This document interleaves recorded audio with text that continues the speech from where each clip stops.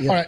All right. I'm quite optimistic. Okay, your optimism, well, because a lot of people will believe that, I mean, sometimes when the emotions are pouring, a leader needs to get on the ground, get his boot dirty, and meet people on the ground to sort of give them some soothing words and, empathize with them, don't you think?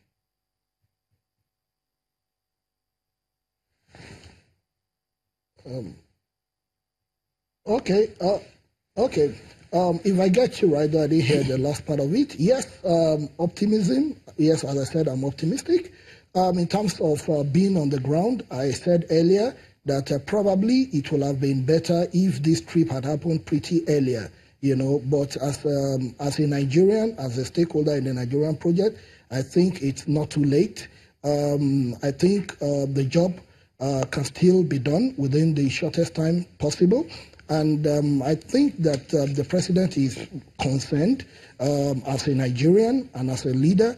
I think he's concerned and he has every right to be concerned. So I think that security issues goes beyond just giving soothing words. It's tactical, it's strategic, and one must actually take a bit of his time. That's not to justify probably the perceived lateness in the action.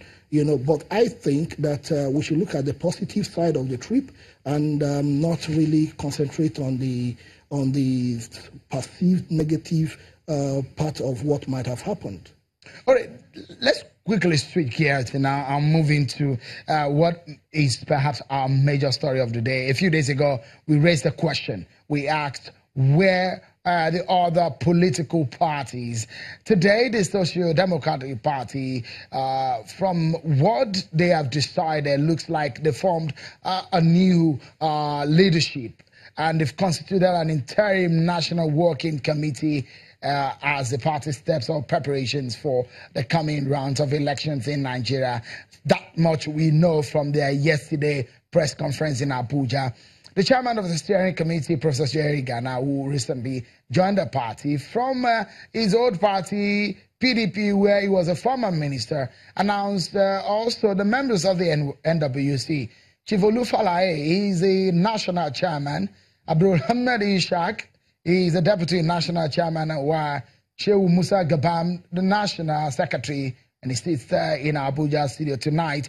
We'll be asking questions on this, but one interesting fact to note here is the party is newly registered, but name itself is an old one. The membership is filled with politicians from the party like the back of your hand. So let's get to it now. So where is the third force? Where is the alternative? Where are the so-called new energy in our political atmosphere? Let's begin with Alhaji Shehu Gabam this time around. Just quickly before we go on this break, is this a new SDP? Because it looks so much like old wine in a new bottle or new bottle in an old wine. What exactly is the state of the SDP that you have recently joined? Well, first and foremost, I think it is very important for you to know that PDP was created by military regimes, both PDP and NRC, when the country was tilting towards two political parties. And of course, there is this history. The late MK Abiola contested under SDP. That was a symbol of unionism then that mobilized the entire Nigerians.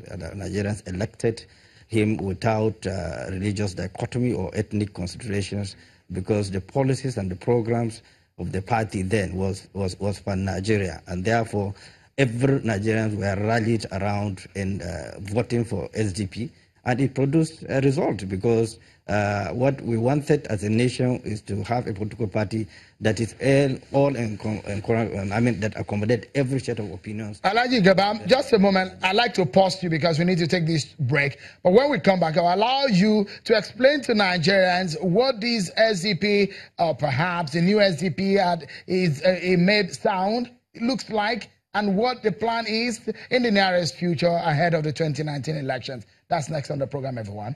Join us again.